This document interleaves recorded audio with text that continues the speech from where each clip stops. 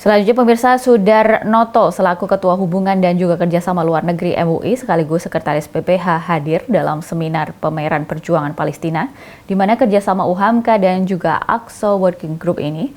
Dalam kesempatan itu, Sudarnoto mendorong adanya penguatan isu Palestina melalui pendidikan. Dalam wawancaranya, ia menyebut isu Palestina dapat dibangun melalui beberapa pendekatan. Di antaranya, isu Palestina diangkat sebagai knowledge di perguruan tinggi melalui penyebaran ilmu pengetahuan dan sejarah yang dapat dimuat di kurikulum. Di lembaga pendidikan itu tersedia mata kuliah yang sangat beraneka ragam ya. Itu pengetahuan kognitif. Pengetahuan kognitif di kampus itu juga bisa dibangun di luar kelas lewat diskusi dan sebagainya. Lalu membaca, riset, menulis dan sebagainya, itu membangun literasi, membangun ilmu pengetahuan. Tapi juga selain membangun literasi, pengetahuan, itu juga membangun karakter, skill, soft skill, leadership skill di kalangan mahasiswa. Itu tempatnya di kampus.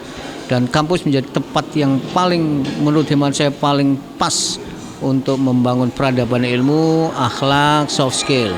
Nah, karena itu isu Palestina itu bisa dibangun dengan dua pendekatan tadi, yaitu Palestina sebagai knowledge ya, maka ya harus disebarkan ilmu pengetahuan tentang Palestina, sejarahnya dan sebagainya.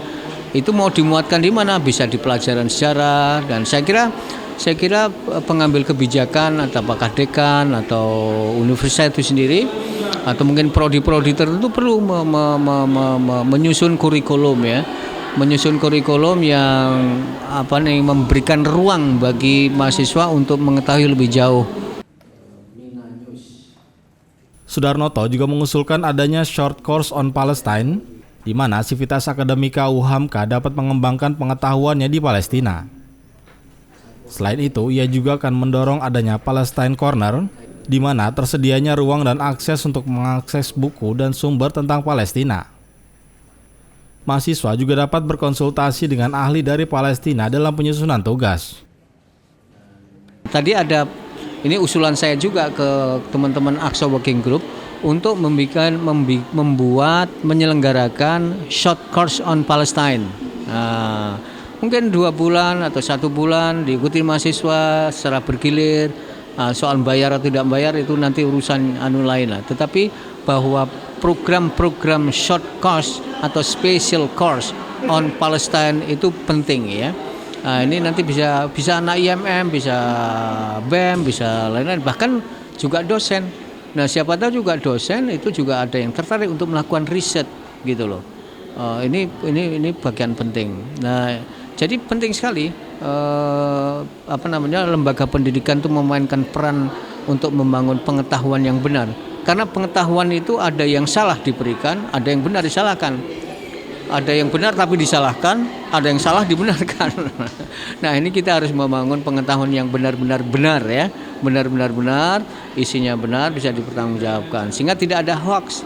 Kampus nggak boleh jadi hoax itu. Nah, itu bisa dikembangkan itu short course itu. Special course on Palestine for students, special course on Palestine for lecturers, profesor dan lain sebagainya. Itu sangat penting. Bahkan mungkin bisa mengundang orang luar, mahasiswa luar, kampus lain untuk mengikuti program short course on Palestine UHAMKA. Keren itu. Saya kira ini bisa dilakukan. Jadi penting. Karena itu ya di sini nanti kalau ada itu nanti bisa dikembangkan perpustakaan khusus ya. Perpustakaan khusus tentang Palestina itu sangat penting. Nah, langkah yang juga penting itu yang sudah saya lakukan di kampus saya ya. Itu Palestine Corner. Jadi ada corner khusus Palestina.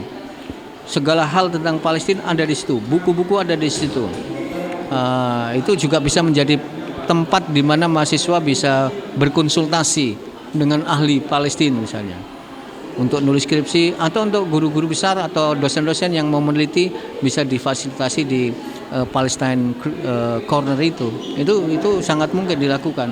Nah, tentu perlu berbicara dengan berbagai pihak. Nah, ini cara-cara untuk membangun pengetahuan, knowledge, literasi tadi yang saya bilang. Sebagai salah satu penyelenggara acara, Soedarnoto tentu sangat ingin membuat para generasi Z dapat membuka hati dan pikirannya terhadap Palestina dengan cara membantu secara materi maupun imateri. Anissa Dea, Duri Galang Jadu memberitakan dari Jakarta.